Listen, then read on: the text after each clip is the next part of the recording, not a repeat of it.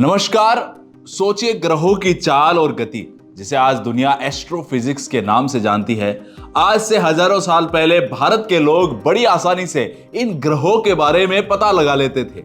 इस बार जनवरी से प्रयाग में आयोजित होने वाला कुंभ इसी का उदाहरण है। जब बृहस्पति ग्रह मेष राशि में प्रवेश करता है और सूर्य व चंद्र मकर राशि में प्रवेश करते हैं, तब प्रयागराज में कुंभ आयोजित होता है और हर 12 साल में यह स्थिति बनती है। इसीलिए हर 12वें साल में प्रयाग के त्रिवेणी संगम के तट पर कुंभ का आयोजन होता है।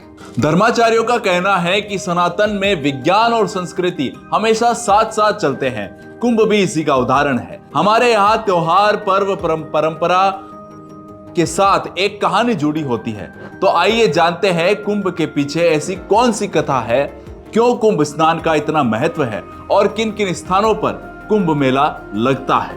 कुंभ का मतलब होता है घड़ा या कलश। दरअसल देव और असुरों के बीच जब समुद्र मंथन हुआ तो उस दौरान 14 रत्न मिले, जिनमें से एक अमृत कलश भी था।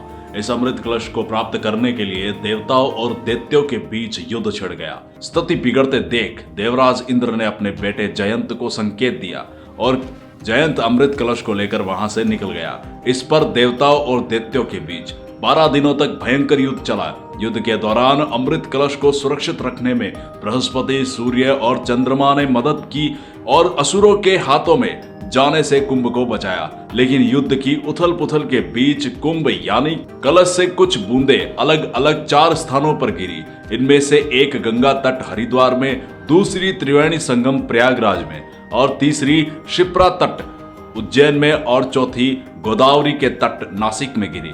इस प्रकार इन स्थानों का धार्मिक एवं आध्यात्मिक महत्व बढ़ गया, क्योंकि देवताओं के 12 दिन मनुष्य के 12 वर्षों के बराबर होते हैं। इसलिए कुंभ पर्व का आयोजन 12वें वर्ष में होता है।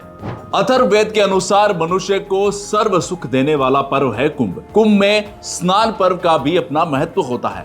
भारत में प्राचीन काल से कुंभ का आयोजन होता आया है। इसके अलावा प्रमाण इतिहास में मिलते हैं। वायु पुराण और नारदीय पुराण में सरस्वती नदी के तट पर स्थित कुंभ और श्री कुंभ तीर्थ का वर्णन किया गया है। वेदों की कई रचनाओं में कुंभ, घट, कलश के संदर्भ में अनेकों व्याख्यान मिलते हैं। ऋग्वेद और अर्थवेद में घृत और मधुपूरित कुंभ का उल्लेख मिलता है। कालिदास ने कुंभ को कांचन कुंभ तीर्थ कहा है। इतना ही नहीं, चीनी यात्री हेंगसांग की यात्रा के विवरण के अनुसार सम्राट हर्षवर्धन ने 674 ईसी माह के प्रयागराज में हुए पंचवर्षीय धर्म महासभा में भाग लिया। इतिहासकारों का मानना है कि यही अर्ध कुंभ का अवसर था, जिसमें सम्राट हर्षवर्धन ने अपना सर्वस्व दान कर दिया। आदि शंकराचार्य जी ने पुरी, द्वारका, श्रृंगेरी एवं ज्योतिषपीठ के रूप में 4 मठों की स्थापना करने के बाद इन मठों की देखरेख के लिए उत्तराधिकारी नियुक्त किए। इन चारों मठों के उत्तराधिकारी कुंभ मेले में मिलकर विचार विनिमय किया करते थे। इतिहासकार जादूनाथ सरकार के अनुसार सन 1234 ईस्वी में नागा सन्यासी ने जो निर्णायक विजय प्राप्ति की थी वह कुंभ के अवसर पर थी। 17वीं शताब्दी के फारसी के धार्मिक ग्रंथ द बिस्तान ए मुजाहिब भी 1640 ईस्वी में हुए भीषण युद्ध का वर्णन मिलता है, जो कुंभ के अवसर पर ही हुआ था। प्रयाग में कुंभ महापर्व का उल्लेख चैतन्य महाप्रभु के जीवन व्रत से पता चलता है। इतिहासकारों के अनुसार 1514 ईस्वी में चैतन्य महाप्रभु स्वयं प्रयाग के कुंभ मेले में उपस्थित हुए थे।